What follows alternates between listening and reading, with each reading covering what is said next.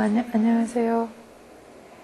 선생님께서는 아주 섬세하고 서정적인 묘사, 그리고 특히 쉼표나 말줄임표를 많이 사용해서 굉장히 느리고 말을 더듬는 듯한 그런 문체로 주목을 받으셨는데, 그런 문체를 사용하는 특별한 어떤 의도나 그런 게 있으셨을까?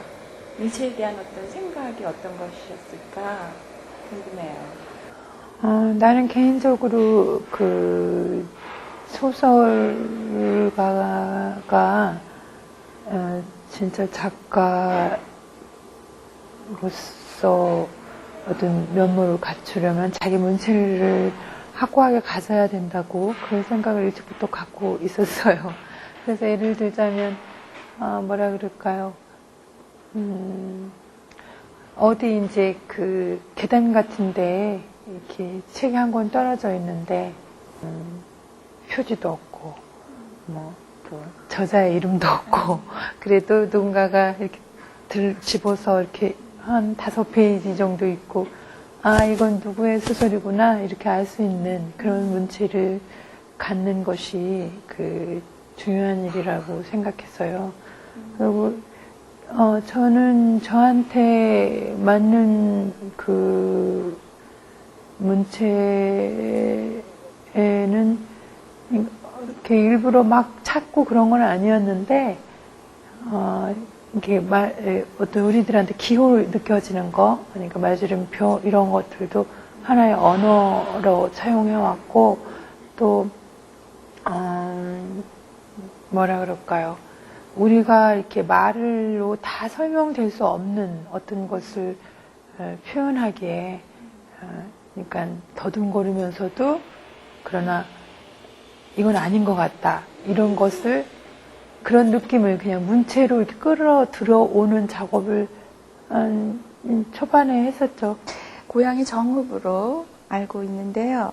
제가 볼 때는 그런 고향으로 상징되는 어떤 전통적 세계, 가치관, 또 공동체적인 어떤 생활 양식이나 사람들 사이 연대감, 이런 것들이 선생님 문학의 저변에 굉장히 중요하게 자리하고 있는 것 같아요. 그래서 선생님 문학에서 고향이라는 것은 과연 어떤 의미를 갖고 있는지 궁금합니다. 그냥 나는 고향이라고 부르기가 멋쩍어서 그냥 태생지라고 그렇게 부르는데요. 그쪽에서 한 청소년이 되기 직전까지 자랐는데, 아마 좀 일찍 떠나온 곳이라서 얼마간의 어떤 환상, 또 어떤 추억 이런 것들이 좋은 쪽으로 남아있는 것 같습니다. 그래서 그냥 우리는 정읍이라는 데에서도 좀 들어가는 시골이었는데, 우리나라 어디서나 볼 수 있는 그냥 평범한 농가였어요. 근데 거기서 사람들이 대부분 정직하게 살죠. 그러니까 봄에 씨를 뿌려서 봄 한 88번의 손길을 거쳐서 가을이 되면은 이제 씨앗을 거두는 그런 삶을 어렸을 때부터 보고 자랐고, 또 그런 일들을 하기 위해서 마을 사람들이 모두 함께 손을 서로 빌려주고 서로 도움을 받고, 그러지 않으면 농촌 생활이라는 게 이루어지지 않으니까 그런 것을 유년 시절에 보고 겪으면서 그냥 자연스럽게 체화된 어떤 점은 있을 거예요. 그리고 또 어떤 사계의 변화라는 거, 그런 게 확연하게 이렇게 진짜 봄이면 싹이 트고 여름이면 폭우고 가을이면 또 지고 이런 게 환히 보이는 그런 풍경 속에서 자랐으니까 그런 것들이 또 이제 이향과 함께 이렇게 사진처럼 가슴속에 각인된 그런 건 있을 겁니다. 처음엔 제가 그러고 있다는 걸 잘 몰랐고요. 이렇게 읽으신 분들이 그런 말을 하길래 이렇게 자세히 보니까 그런 점이 없지 않다고 생각됐는데, 장편에서는 그렇지 않고요. 단편에서는 주로 그랬어요. 근데 아마 무의식 속에 그 이름을 지어서 쓸 때 그 이름으로 해서 그 이미지가 고정되는 어떤 거를 좀 싫어했던 것 같습니다. 그러니까 특히 우리나라 이름에서는 그 미숙이, 그러면 미숙이가 할 수 있는 어떤 행동이 있는 것 같고, 뭐라 그럴까요? 훈이, 그러면 훈이가 할 수 있는 어떤 행동이 정해지는 것 같은 그런 거를 피해 가려는 마음이 있었던 것 같고요. 제 소설이 얼마간은 이렇게 뭐라고 해야 되나요? 이렇게 이 소설 안에 있는 것을 넘어가기를 바라는 마음도 있었을 거예요. 그러니까,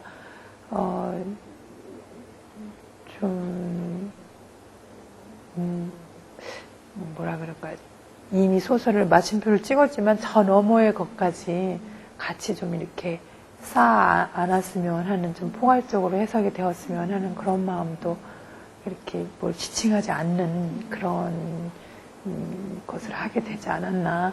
이건 계획적으로 그런 건 아니에요. 아니고, 아닌데, 제가 그렇게 하고 있다는 것을, 한참 후에 저도 알았어요. 네. 선생님 작품 속에는 특히 초기 작품에 많이 그랬던 것 같은데, 귀신이라든지 유령이라든지, 죽은 자의 홀령이라든지 또 자살한 사람들, 이렇게 죽음과 관련한 어떤 굉장히 어둡고 폐쇄적인 아주 섬뜩한 장면이라든지 인물이라든지 그런 것들이 왕왕 등장을 하는데, 그런 것에 어떤 특별한 그 이유나 의도가 있을까요? 그러니까 이런 거죠. 우리가 이렇게 보이는 것이 다가 아니라는 생각을 저는 하고 있어요.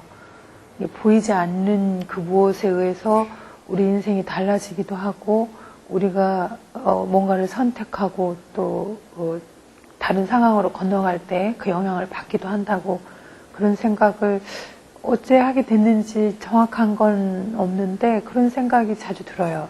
그러니까 뭐라 그럴까요? 내 힘이 아닌 다른 힘에 의해서 내가 어떻게 위로를 받기도 하고, 또 어느 때는 상당히 곤란한 처지에 놓이기도 하고, 그렇다라는 생각이 이렇게 들어요. 논리적으로 해석되지 않는. 그리고 또 순간순간적으로 죽은 사람들, 특히 제명을 다 못 채우고 죽은 어떤 불우한 그런 영혼이라고 할까요? 그 사람들에 대한 어떤 몫을 살아있는 사람들이 조금씩 나눠서 같이 살고 있지 않나 하는 생각도 들고, 이를테면 그렇게밖에 해석할 수 없는 일들이 너무 많이 일어나니까 감당이 안 되는 어떤 부분, 그러니까 예를 들자면 대구 같은 그런 커다란 참사랄지 이런 것을 이렇게 겪을 때 그렇잖아요. 내가 그 자리에 없었다 뿐이지 우리는 항상 언제나 그 죽음 옆에 함께 살고 있다는 그런 마음이 떠도는 영혼을 이렇게 가까이서 느끼면서 그들한테 보이지 않지만 밥상도 차려주고, 또 그 관계, 이렇게 누가 누구를 위로하고 이런 게 아니라 산자와 죽은 자가 함께 서로 섞여서 이렇게 위로도 하고 같이 어떤 것을 느끼기도 하고, 이런 것을 이렇게 하고 있더라고요, 제가. 저도.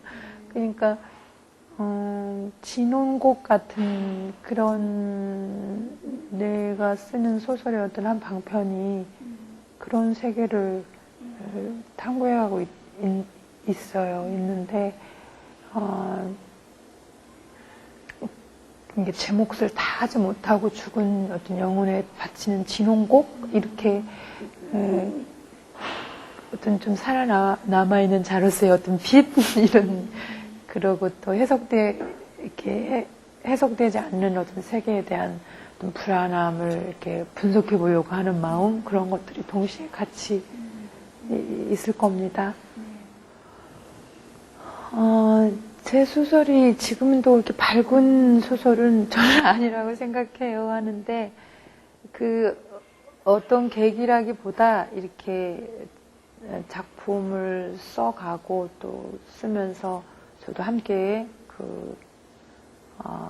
제가 스스로 쓰기 시작한 지가 한 20년쯤 되었더라고요. 그걸 쓰면서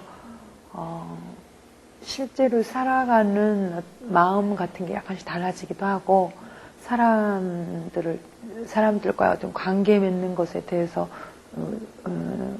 뭐라 그러나요? 노력도 하게 되고 하는 그런 마음들이 투사되지 않았나 생각하고 초기에는 대부분 저는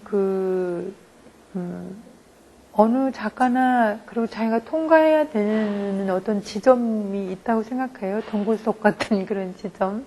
근데 아마 그 지점에 글쎄 뭐라고 표현될 수 없는 그런 어두운 세계가 놓여 있었겠지요. 있었겠고, 사실 문학이라는 것 자체의 어떤 운명이 얼마간은 어떤 자폐성을 띠고 있다고 저는 생각을 해요. 이렇게 물론 해석하지 않는 분도 많이 있겠지만, 어떤 골방에 처박힌 듯한 그런 것을 이렇게 그성그석에 빛을 주고, 뭐라 그러나요? 금지되어서 이렇게 열어보지 못한 이렇게 되어 있는 그런 문을 이렇게 슬쩍 들여다보기도 하고 하는 것이 어떤 문학의 할 일이라고 생각해요. 그 지점에 그런 세계들이 놓여 있기도 하고 좀 풀려져 있기도 하고 그러지 않을까 생각합니다.